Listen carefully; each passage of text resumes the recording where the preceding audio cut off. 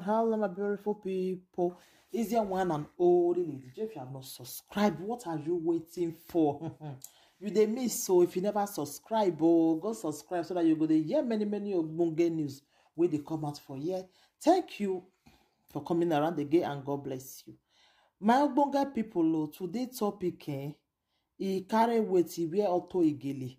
E come wear cocoa children and my darling people.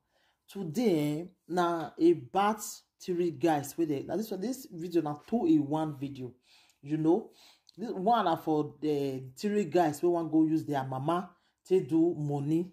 Then the other one now a woman with the cash for airport we carry a Maggie level put for he head. He tie for a scarf. So they can cash am. They inside net, my darling people. Not the way Musa no go see forget, my darling people. Not the way Musa no go see forget. My ogbonge people, as I see the video, the thing, I shocked-alize. Like, the thing shocked-alize me, surprised me. My darling people, what did they app? What did they play? What did they play? 3 young guys, what una they look for? Small boys, so say they get bright future. What go come make una now?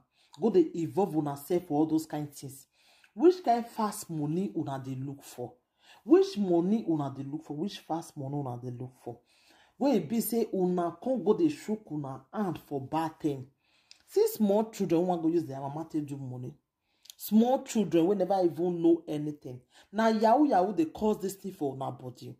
Una want go use they don't tell una wanna go bring una mama for yahoo I be waiting. Small children, this one just the apple for Igwe this one for the apple. So my darling people, the thing shocked-alize me. Small children, what one they look for? What people na problem? How can the small children now go just sit down, say na to can't go they evolve themselves for all those kind of things, my darling people? This one shocked-alize me, like this one surprised me. What did this small pikin and what did they look for? What did this small pikin now they look for? Where be say it can't be say now to go they evolve yourself for all those kind of things. What do you they look for? My darling people, when this one shocked me. This one shocked me. Oh, I say, I can't tell my people, say, see another one again. Oh, small children. Then they ask the question now, they want start to they deny. One go use una own mama. Una own mama. All because of fast money. Nobody want work again. Our youth no want work again. All of them now to just they evolve themselves for all those kind of things. Like they want they do now. So they'll begin to eat their own shit with their shit. Different things now just come the apple for that Africa. What you come make small children now just sit down. Begin to evolve themselves for all those kind of things, my darling people. Small children. Which fast money una they look for? Some go even let hard work. They don't want work again because of yahoo money. Some go get better things where they do. Some go get better things where they do. They don't want work again because of yahoo money. Some go get better thing where they give them money, where they learn. They don't want to do them again because of yahoo money. You can imagine small children now. Just sit down, begin to evolve themselves for bad thing. Small children, my darling people. As I see the video, the thing shocked-alize me.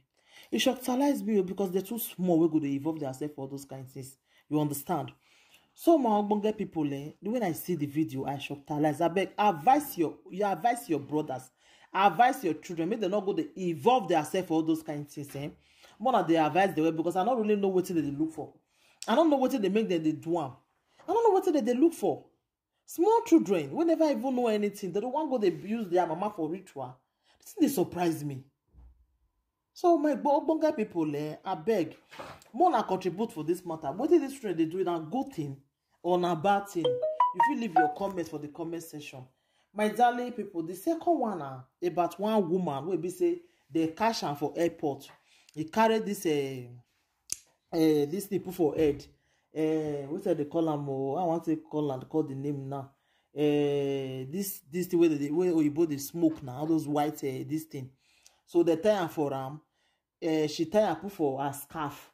So as she want pass airport, they can't catch her, you know. This I can't say like I don't understand, Sha. Wetin go come make this woman now come go involve herself for this kind of thing? Does it mean say na poverty? Now poverty make this woman now involve herself for this kind of thing? I just feel pity for her because praise where she want go now. Not be the one where she go come out now. And the women they even look and be like say na Africa country now she for even involve herself for this thing now. Hell, but poverty. Wetin poverty go cause? Wetin poverty go cause, my darling people? I just feel pity for the woman, Sha, because wetin she involve herself for now? God, how much they want give you this woman? We go to do this kind of thing now? How much? How much? When you gonna go involve yourself now? And maybe you get children now. You go reason your life now. You reason yourself. Well, you know, say social media now don't full everywhere. We be say any small thing social media don't carry. If your children see you now, they go they disappointed. If your family see you now, they go they disappointed. But and then if you want to work the money for before, but they disappointed. Eh? Why you go even involve yourself for this kind of thing? I just feel pity for this woman because this one will just the happen now. Not be a good thing at all. They lose the thing come up for the woman. She sort of recover a high. Eh? I go put the video for the turn name on and see him. Eh? This elderly woman like this, you go involve yourself for this kind of thing. I mean, I pray make it not be all those African countries where they pay people if they catch them with this thing though. Eh?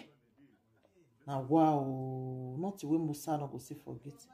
Everybody they strong go make they see food eat. But not be to the extent where you go to involve yourself for this kind of thing. I just really feel pity for you, really, because it's not really, easy. You understand? It's not really easy at all. This life not balance. The life not balance, eh? The life not balance. So my darling people, see, you can imagine the three youths when I talk about just now. Small guys want go use their mama for ritual or because of money. So how will I go reason this kind of people? You say the life, it not balance. And they always talk and say the life not balance. People go they laugh. Really? So my darling people, anything when I think about this video, more than leave on a comment for the comment section because waiting on the happen these days, the thing they tire me. Sometimes I go see some topic, they go they say give me, they say that I'll say I don't tire because you go talk one to talk. They not go ever enter their head. Now what they want to do, then they go still do. So share this video, my darling people. Until I come your way next time again, I remain your one and only Lady J. If you have not subscribed, what are you waiting for? Go and subscribe and smash the notification bell. Thank you and God bless you.